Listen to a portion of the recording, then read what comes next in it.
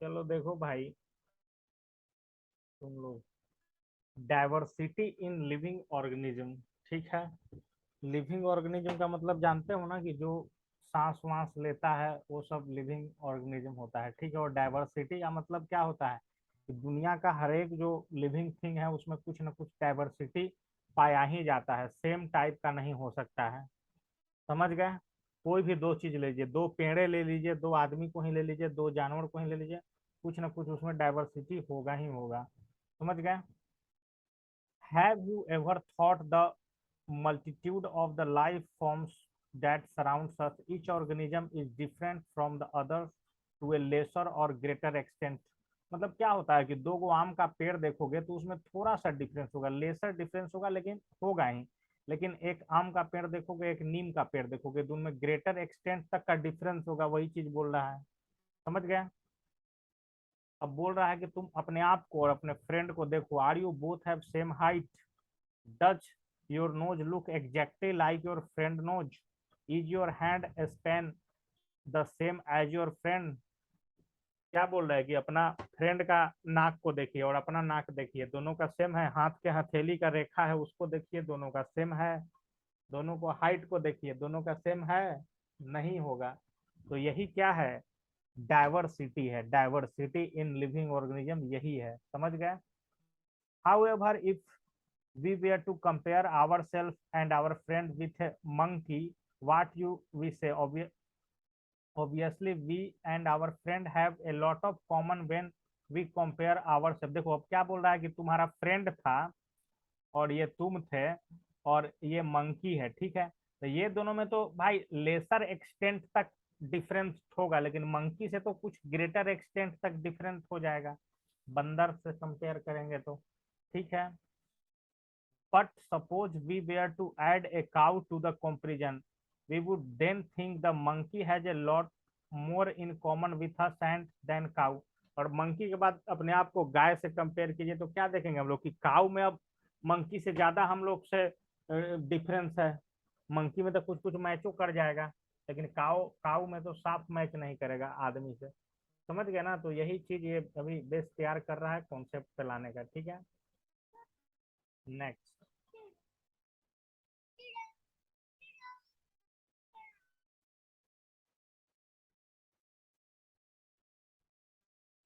चलो ये सब इम्पोर्टेंट नहीं है एक्टिविटी। देसी गाय और जर्सी गाय में बोल रहा है कि डज ए देसी cow look like a Jersey guy? Do all देसी काउ लुक अलाइक? मतलब गाय का दो टाइप दिया हुआ है, देसी और जर्सी गाय को जाके अपने एरिया में देखिए और दोनों में कंपेयर करके बताइए। समझ गए। तो ये सब उतना इम्पोर्टेंट नहीं है, हमको लगता है कि important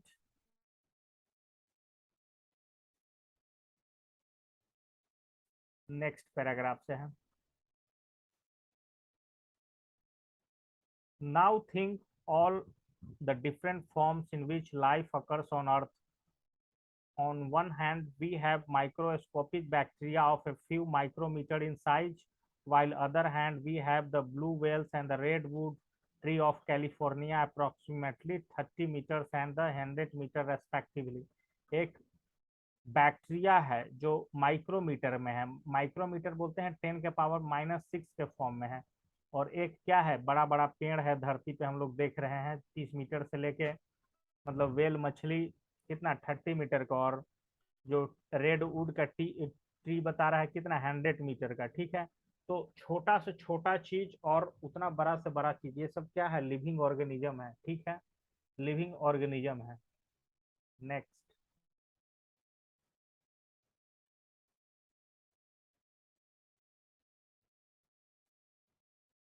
For thousands of years, while insects like mosquito die within a few days, life also ranges from the colorless or even transparent worms to brightly colored birds and flowers. This क्या बोल रहा है कि भाई अब हम लोग thousands of year, मतलब कोई कोई चीज क्या होता है कि मतलब थाउजेंड्स ऑफ ईयर तक जिंदा रह सकता है, लेकिन मच्छर वच्छर क्या होता है कि कुछ दिन में अपने आप ही मर जाएगा या ऐसे ही मर जाता है। तो वो भी क्या है, ये सब डिफरेंसेस हैं। समझ गए। मतलब क्या बोल रहा है कि अर्थ पे इतना सारा वेराइटी मिलियंस ऑफ ईयर में आया है, however we do not have more than a tiny fraction of this time to try and understand all the living organism, so we cannot look them one by one. Instead of we can look similarity among the organism, which will allow us to put them into different classes and then study different classes or group as a whole. देखो अब क्या बोल रहा है ना कि धरती पे इतना ज्यादा चीज है, इतना ज्यादा चीज है ना कि उसका हम लोग कल्पना ही नहीं कर सकते हैं। जैसे कि एक मैंगो मैंगो ट्री हम लोग बोलते हैं तो उसमें सिमिलरिटी हो सकता है कि मैंगो है तो, लेकिन समझिए कि 5,000 प्रजाति सिर्फ मैंगो ट्री का होता है, 2,000 प्रजाति इंडिया में होगा, अमेरिका में होगा, सब देश में अलग अलग होगा। तो मैंगो ट्री भी पूरा दुनिया में नहीं, लेकिन हम लोग क्या करते हैं कि उसको क्लासिफाई कर दिए हैं कि ये मैंगो ट्री है, ये ट्री है, वो आदमी है, वो काऊ है, वो डंकी है, वो मंकी है। इस तरह से हम लोग क्लासिफिकेशन कर दिए हैं, समझ गए। अब गाय में देखे बहुत सारा प्रजाति है, मंकी में ही बहुत सारा प्रजाति होगा, समझ गए ना। एक्चुअल में यहाँ पे क्वेश्चन भी इसी तरह का दिया हुआ है, ठीक है। क्वेश्चन है कि यहाँ पे क्या पूछ रहा है कि why do we classify organism, organism को क्लासिफाई करना क्यों जरूरी है। ऑर्गेनिज्म का क्लासिफाई करना इसलिए जरूरी है ताकि हम उसको अच्छे से स्टडी कर सके, समझ गए ना। अगर उसको बांटेंगे ही नहीं कि ये आम का पेड़ है, ये नीम का पेड़ है, ये का है, तो फिर ऑर्गेनिज्म का जब तक क्लासिफिकेशन नहीं होगा, उसको किस कैटेगरी में रखना है, जानवर के कैटेगरी में रखना है, एनिमल के कैटेगरी में रखना है, कि प्लांट के कैटेगरी में रखना है, ये सब चीजों के लिए क्या है, क्लासिफाई करना जरूरी है, समझ गए। in the order to make a relevant group to study the variety of life form, we need to decide which characteristics decide more fundamental differences among the organism. This would create the main broad group of the organism. Within these groups, a smaller subgroup will also decided by less important characteristic. मतलब क्या होता है कि एक होता है large group और उसके अंदर छोटा छोटा ग्रुप, समझ गए। जैसे कि मान लीजिए कि कैट का है तो कोई ब्लैक कैट रहता है, कोई व्हाइट कैट रहता है, लेकिन एक कैट जो हो गया वो बड़ा प्रजाति हो गया, उसमें ब्लैक और व्हाइट वाला क्या है उसके अंदर छोटा छोटा, जिसमें थोड़ा बहुत डिफरेंसेस आएगा ही आएगा, ठीक है। दूसरा क्वेश्चन क्या बोल रहा है, give 3 example of range of variation that you see in life from around us. मतलब 3 को ऐसा चीज बताइए, 3 example of the range of variation that you see in the life from around us. कुछ भी 3 को एग्जांपल बता देना है जिसमें तुम वेरिएशन देख रहे हो अपने आसपास में, ठीक है। तो तुम अपना फ्रेंड का एग्जांपल देके, तुम अपना आसपास रहता है पेड़ पौधों को एग्जाम्पल देके बता सकते हो, समझ गए कि इतना सारा वेरिएशन हमारे आसपास मौजूद है, ठीक है। एक्चुअल में ये चैप्टर 7.1 टॉपिक से शुरू हो रहा है, ये तो अभी ऐसे इंट्रो था, टॉपिक में घुसने का ये था, समझ गए। क्या बोल रहा है, what is the basis of classification, attempt at classifying living thing into groups have been made since time immortal. Greek thinker Aristotle classified animal according to whether they lived on. सबसे पहले क्लासिफिकेशन कौन किया, Aristotle किया।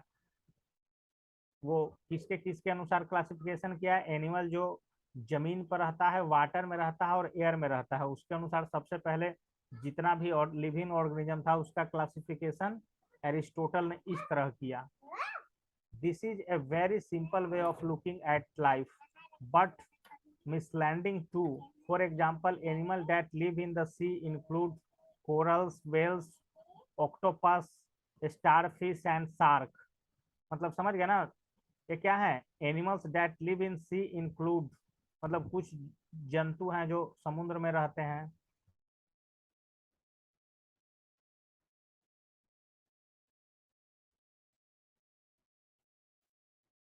We can immediately see that these are very different from each other in numerous ways. In fact, habitat is the only point they share in common. This is not an appropriate way of making group of organisms to study and think about. We therefore need to decide which characteristic to be used as the basis for the making the broadest division. Then we will have to pick the next set of characteristics for making subgroup within this division. This process of classification within each group can be continue using new characteristic each time. मतलब क्या है, उसी तरह से मतलब इस paragraph में बता रहा है कि कैसे कोई लार्ज ग्रुप में हम लोग डिवीजन किए हैं, उसके अंदर में सब ग्रुप होगा, जो उससे छोटा वाला होगा वो सब ग्रुप होगा। जैसे कि हम लोग ह्यूमन बीइंग है, ह्यूमन बीइंग में भी क्या आ जाता है, मेल आ जाता है, फीमेल आ जाता है, चिल्ड्रन आ जाता है। तो मेल फीमेल चिल्ड्रन क्या कहलाएगा, ये सब ग्रुप कहलाएगा। समझ गए ना? तो ये सब हम एग्जाम्पल के साथ हम बताते चल रहे हैं, ठीक है। एक यहाँ पे टर्म आया, एक यहाँ पे टर्म आया हैबिटेट। हैबिटेट क्या आया, रुक एक मिनट,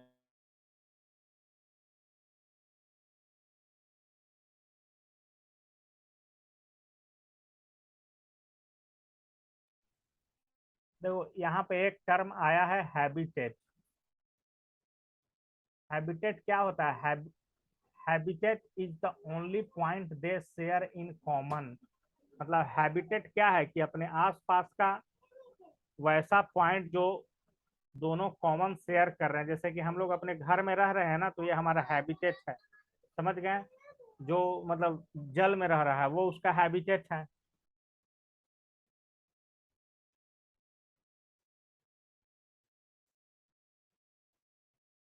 ठीक है भाई, अभी चैप्टर शुरू हो गया ना, तब यही खत्म होगा, उसके बाद उससे लूल होगा।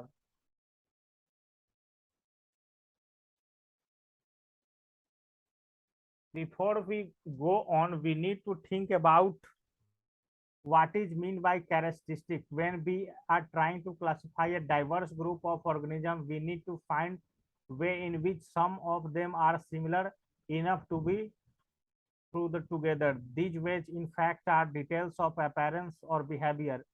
In other words, forms and function. देखो इस पैराग्राफ में क्या बता रहा है कि क्लासिफिकेशन करने में तीन चीजों का ध्यान रखना है। वो देखने में कैसा लग रहा है, उसका बिहेवियर कैसा है, समझ गए कि नहीं, ये सब चीजों को रखना है। उसका उसका फंक्शन क्या है, समझ गए, उसका काम क्या क्या करता है, ये सब चीजों को ध्यान में रखना है।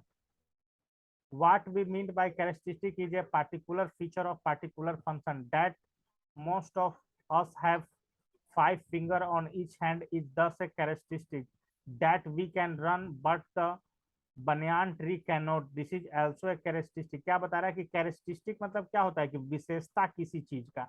हम लोग में 5 अंगुली है, वो हम लोग का विशेषता है, लेकिन ये क्या, ट्री के बारे में, बनियान का ट्री में क्या है, नहीं होता है, न 5 अंगुली होता है, ना वो हम लोग जैसा दौड़ सकता है। तो वो क्या है, अपना अपना कैरेक्टरिस्टिक है सब चीज का।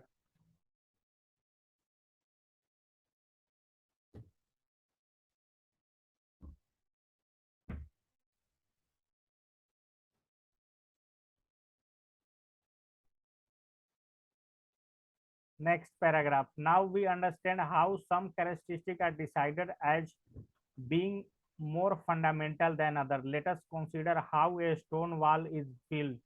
The stone used will have different shape and size. The stone at the top of the wall could not influence the choice of a stone that comes below them. On the other hand, the shape and size of a stone in the lowermost layer will be decide the shape and size of the next layer and so on. मतलब क्या बोल रहा है कि इसको समझने के लिए क्या लिया है, सबसे पहले क्या लिया है, ये लिया है कि एक स्टोन वॉल बिल्ड करना है, ठीक है। तो उसमें स्टोन जो उसके ऊपर में आएगा पत्थर, वो ये सोच के नहीं आएगा कि नीचे में क्या है, लेकिन नीचे जो पत्थर रखाएगा वो ये सोच के ही रखाएगा कि ऊपर में कैसा हम लोग लगाएंगे, उस शेप साइज का होगा। समझ गए? तो ये सब चीज थोड़ा सा क्लियर हो रहा होगा। मतलब क्या कि स्टोन जो नीचे लेयर का है वही डिसाइड कर रहा है कि ऊपरी लेयर कैसा होगा। समझ गए ना? देखिए बोल रहा है, the stone in the lower most layer are like the characteristic that decide the broadest division among the living organism. They are independent of any other characteristic in their effect on the form of function of the organism. The characteristic in the next level would be dependent on the previous one and would decide the variety in the next level. In this way we can build up a whole hierarchy. hierarchy मतलब भी बोलते हैं कैसे classification, hierarchy कैसे होता है, जैसे एक बैक्टीरिया हुआ, फिर उससे बड़ा, फिर उससे बड़ा, वो होता है hierarchical क्लासिफिकेशन। समझ गए? तो सबसे पहले आपको यहाँ पे दिया हुआ हेरारिकल कम में समझे कि सबसे छोटा जंतु कौन कौन है, फिर उससे बड़ा कौन है, फिर उससे बड़ा कौन है। तो देखिए यहाँ पे धीरे धीरे अब क्लासिफिकेशन आना शुरू हो गया है। सबसे पहला क्या दिया है, हेरारिकल स्ट्रक्चर। यूकैरियोटिक सेल है जो मेम्ब्रेन बाउंड और organelles including a nucleus which allows cellular process to certain carried out efficiently in isolation from each other. Therefore, organisms do not have a clear demarcated nucleus and have organelles would need to have their biochemical pathway organized in very different way. This would have effect on every aspect of cell design. Further include the cell would have the capacity to particular in making a multicellular organism because they can take up a specified function. Therefore, nucleus can be a basic characteristic of classification. मतलब क्या बोल रहा है कि nucleus के basis पे ही हम लोग सेल का डिवीजन कर सकते हैं। समझ गए? कोई क्या होगा कि इसमें सिंगल सेल होगा, किसी में मल्टी सेल होगा, मल्टी सेलुलर ऑर्गेनिज्म होगा, कोई में एक ही सेल होगा। समझ गए ना? किसी में न्यूक्लियस होगा, किसी में न्यूक्लियस नहीं होगा।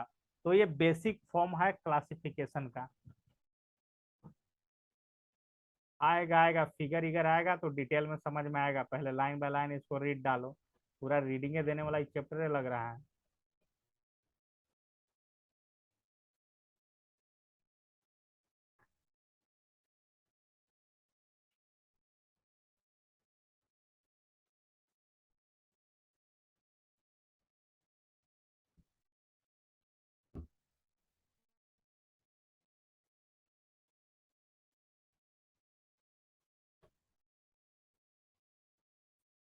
Do organisms produce their own food through the process of photosynthesis? Being able to produce one's own food versus having to get food from outside would make very different body design. मतलब क्या बोल रहा है कि यहाँ पे दिया हुआ है कुछ कुछ क्या है कि कुछ कुछ मतलब क्या होता है कि मतलब अगर हम लोग ऑर्गेनिज्म का बात करें तो कुछ ऑर्गेनिज्म क्या है वो अपना फूड खुद बनाते हैं, जैसे प्लांट है, और कुछ है कि उस पर डिपेंडेंट रहेंगे प्लांट पे। समझ गए? तो एक्चुअल में ये चीज कहना चाहता है। फोटोसिंथेसिस क्या होता है, जिसके थ्रू प्लांट अपना भोजन बनाता है उसको फोटोसिंथेसिस बोलते हैं। यहाँ पे आया, ठीक है।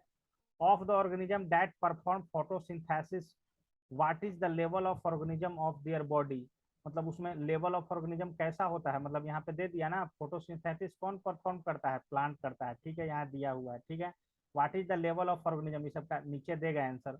Of the animals, how does the individual body develop and organize its different parts and what is the specialized organ would be different function. मतलब क्या होता है कि सबसे पहले आदमी जब बनता है तो सबसे पहले क्या तैयार होता है, कैसे कैसे धीरे धीरे बड़ा होता है, ये अभी क्वेश्चन के रूप में बोल रहा है। आगे चल के इसका डिटेल में दिया हुआ कि सबसे पहले ह्यूमन बॉडी में क्या क्या चीज डेवलप होता है, धीरे धीरे कैसे कैसे होता है, उसको हिरारिकल क्या बोलते हैं, क्लासिफिकेशन बोलते हैं।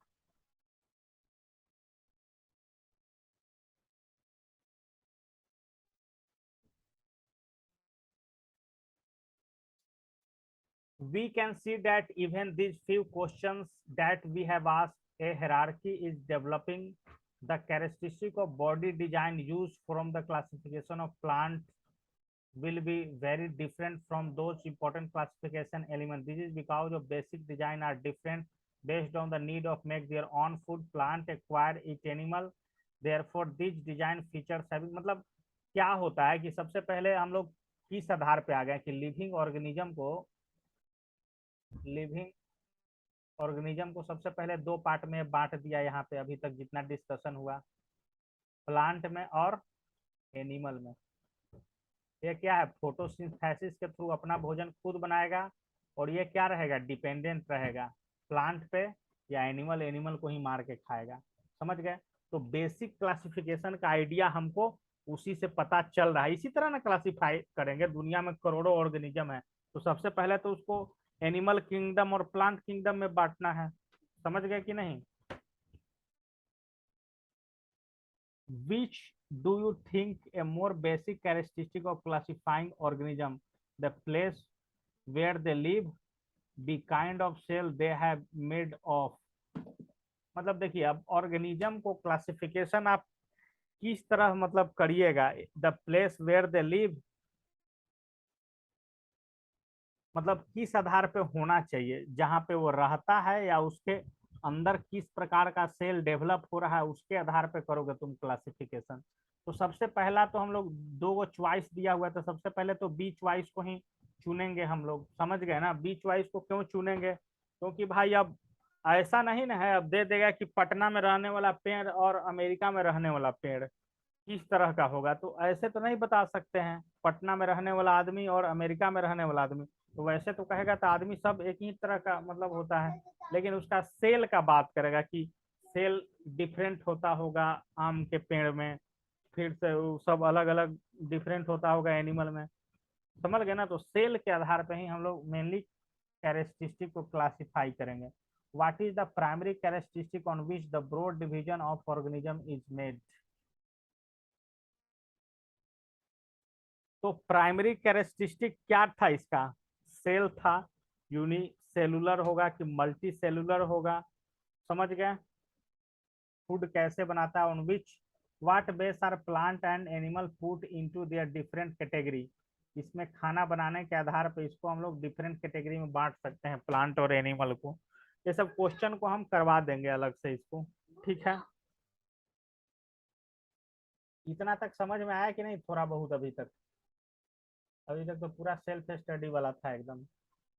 समझ में आया कुछ कुछ? टेक्निकल वर्ड समझ जाओगे तो फिर खुद ब खुद समझ में आ जाएगा।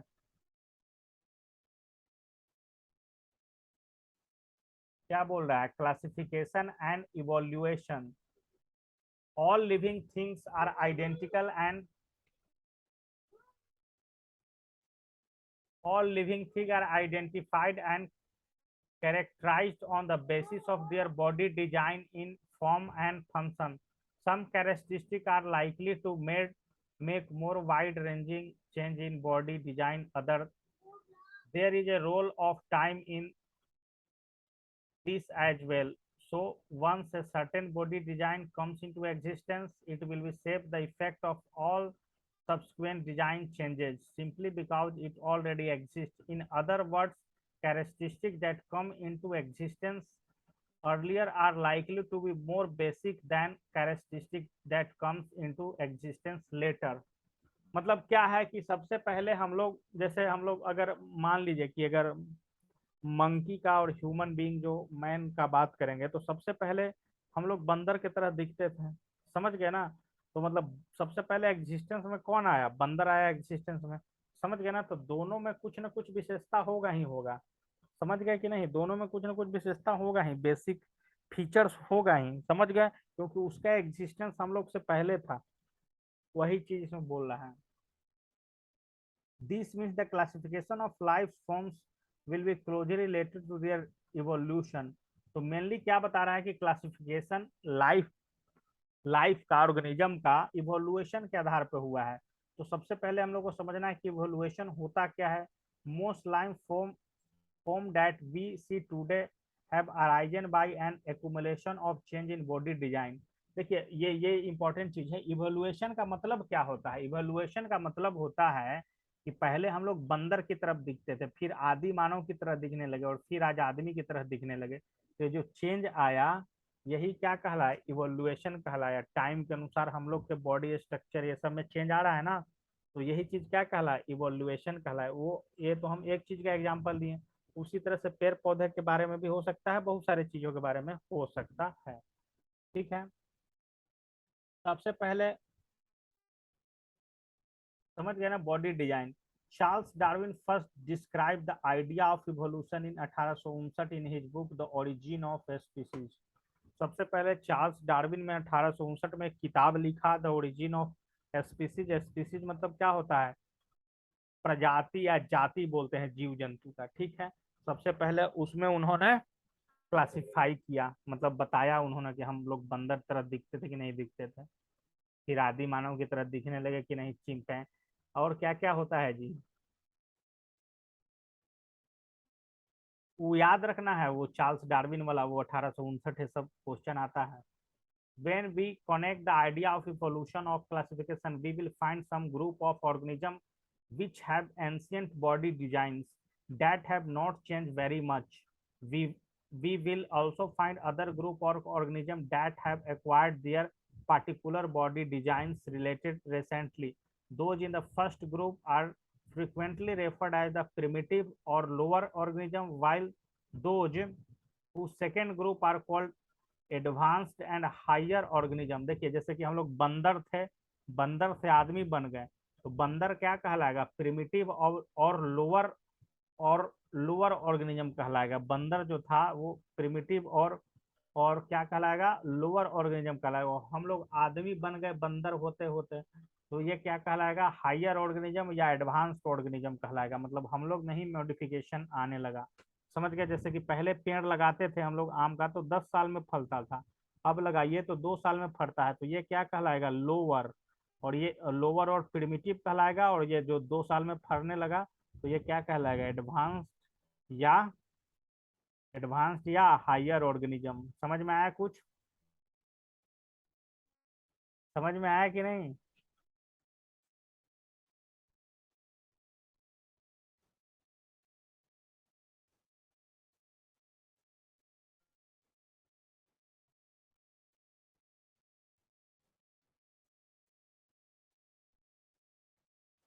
देखो बायोडाइवर्सिटी क्या होता है वो दिया हो। Biodiversity means the diversity of life forms, it would be commonly use to refer the variety of life forms found in the particular region.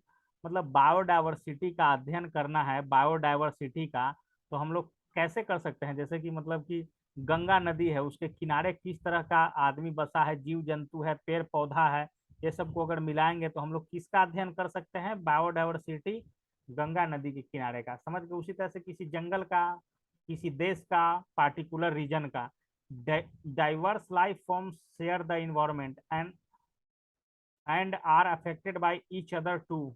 मतलब हमारा इन्वायरमेंट से हम लोग जुड़ के रहते हैं ना जी, मतलब कि मतलब कि आंधी तूफान आया तो उससे ह्यूमन बीइंग भी प्रभावित होगा, और पेड़ पौधा भी, और एनिमल भी, सब प्रभावित होता है, समझे कि नहीं, छोटा से लेकर बड़ा जीव प्रभावित होता है। As a result, a stable community of different species come into existence. Humans have played their own part in the recent time in changing the balance of such community. Of course, the diversity in such community is affected by the particular characteristic of land, water, climate and so on. मतलब क्या है कि आदमी का भी रंग रूप बदल सकता है, किसके अनुसार, जहां पे वो रहता है। जैसे भारत का आदमी देखने में दूसरा लगेगा, अमेरिका का आदमी देखने में दूसरा लगेगा, दूसरा उसके आसपास का वाटर कैसा मिल रहा है ना। जैसे कि कहीं का वाटर ऐसा रहता है कि तुम ज्यादा यूज करोगे तो मतलब बाल झड़ जाएगा, कहीं का नहीं झड़ेगा। क्लाइमेट किस तरह का रहता है, ज्यादा गर्मी वाले क्षेत्र में लोग काला होते हैं, जहाँ ठंडा पड़ता है वहाँ गोरा होता है। तो लैंड, वाटर और क्लाइमेट के अनुसार भी क्लासिफाई किया जा सकता है। rough estimate state that there are about 10 million species on the planet। मतलब पूरे धरती पे टोटल लिविंग ऑर्गेनिज्म कितने हैं, टोटल 10 मिलियन स्पीसीज हैं, समझ गए। ये तो खाली 10 मिलियन स्पीसीज का बात हुआ। अब ह्यूमन बीइंग भी एक स्पीसीज है, अब इसमें ही कितना क्लासिफिकेशन हो जाएगा, याद रखना है main main point. although we actually know about 1 or 2 million of them। मतलब 10 मिलियन में से हम लोग 1-2 मिलियन पे ही अभी तक पहुंच पाए हैं, इतना बायोलॉजी में रिसर्च कर करके। The warm and humid tropical region of the earth between the Tropic of Cancer and Tropic of Capricorn are the rich in diversity of plant and animal life. मतलब क्या है कि जहाँ पे वार्म, वार्म मतलब गर्मी, और ह्यूमिड मतलब वहाँ बारिश वारिश जहाँ ज्यादा होता हो, वो कहाँ होता है, ट्रॉपिक ऑफ कैंसर और ट्रॉपिक ऑफ कैप्रिकॉर्न के बीच में। मतलब कहाँ पे, अफ्रीका, अफ्रीका महादेश देख रहे हो ना, अफ्रीका, अफ्रीका के साइड, जहाँ पे गर्मी भी पड़े और बारिश भी खूब हो, वहाँ पे बायोडाइवर्सिटी आपको देखने के लिए बहुत ज्यादा मिलेगा। वहाँ हरियाली बहुत ज्यादा होगा, सांप बिच्छी एक से एक एनिमल एक से एक, प्लांट एक से एक, ये सब चीज देखने के लिए मिलेगा। This is called the region of mega diversity. मतलब वो जो रीजन है किसके किसके बीच, ट्रॉपिक ऑफ कैंसर और ट्रॉपिक ऑफ कैप्रिकॉन के बीच, जहाँ पे हमको प्लांट और एनिमल में बहुत सारा डाइवर्सिटी देखने में मिलता है, उसको हम लोग मेगा डाइवर्सिटी बोलते हैं।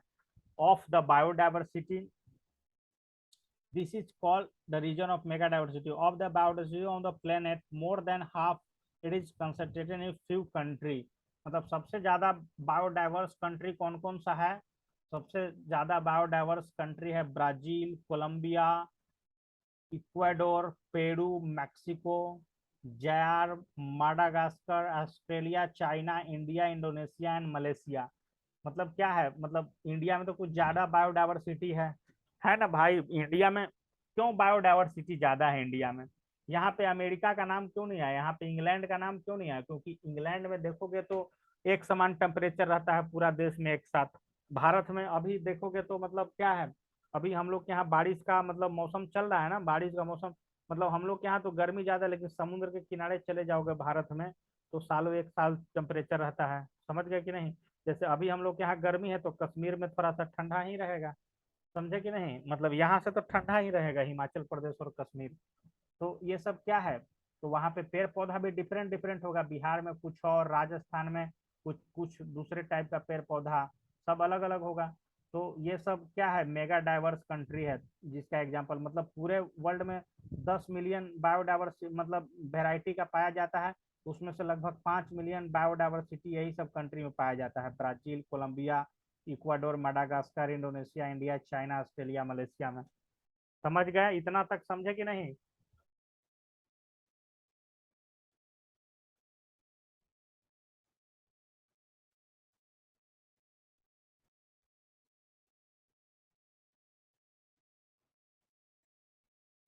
तो देखते हैं अब आगे क्या है।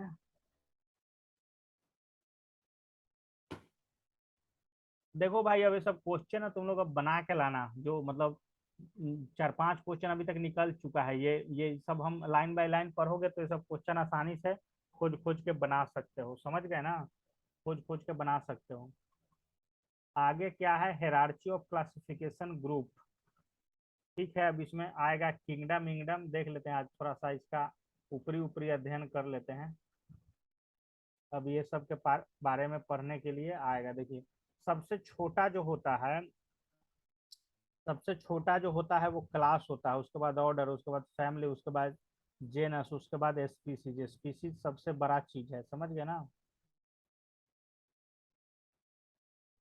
ये बैक्टीरिया एक्टीरिया दिखाया गया है, इसका हम लोग अध्ययन करेंगे कल वाले क्लास में। ठीक है, नीचे देख लेते हैं क्या क्या है। प्लांटेई, एनिमलाइया, एनिमलाइया, ऑर्गेनिज्म। ऑर्गेनिज्म को देखिए कैसे कैसे, प्रोक्रियोटिक्स और यूक्रियोटिक्स। प्रोक्रियोटिक वाला यूनिसेलुलर होगा, मतलब एक ही सेल होगा, उसका एग्जांपल है मोनेरा। यूक्रियोटिक्स वाला यूनिसेलुलर भी हो सकता है, मल्टी सेलुलर भी हो सकता है। यूनिसेलुलर में प्रोटिस्टा होगा, और मल्टी सेलुलर में विथ द सेल वॉल और without cell wall. Without cell wall animal होगा, विद द सेल में क्या होगा, फंगी और प्लांट। समझ गए ना?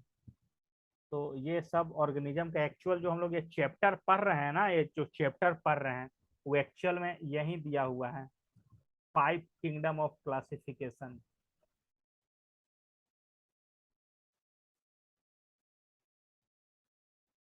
कौन कौन सा 5 बाई? मोनेरा, प्रोस्टिस्टा, फंगी, प्लांटेई, एनिमलाइया, एनिमल को एनिमलाइया। समझ गए ना? ये पांच पांच प्रकार का क्लासिफिकेशन, ये पूरा चैप्टर अभी तक तो हम लोग ऐसे ही झूठ मूठ का बेस तैयार कर रहे थे, मेन ये है जो चलेगा। ये सब मोनेरा क्या है, प्रोटिस्टा में कौन कौन सा आएगा, फंगी क्या होता है, प्लांटेई क्या होता है, फोटोसिंथेसिस क्या होता है, एनिमलाइया कैसे नाम पड़ा, ह्यूमन का साइंटिफिक नाम क्या है, प्लांट का साइंटिफिक नाम क्या है। तो ये सब डिटेल में हम लोग कल से पढ़ेंगे, ठीक है ना? अब ये साइंस चल गया, तब साइंस चलने दो, अभी चैप्टर लपटाने दो। तो आज का क्लास यहीं तक रहेगा भाई, अब कल होगा।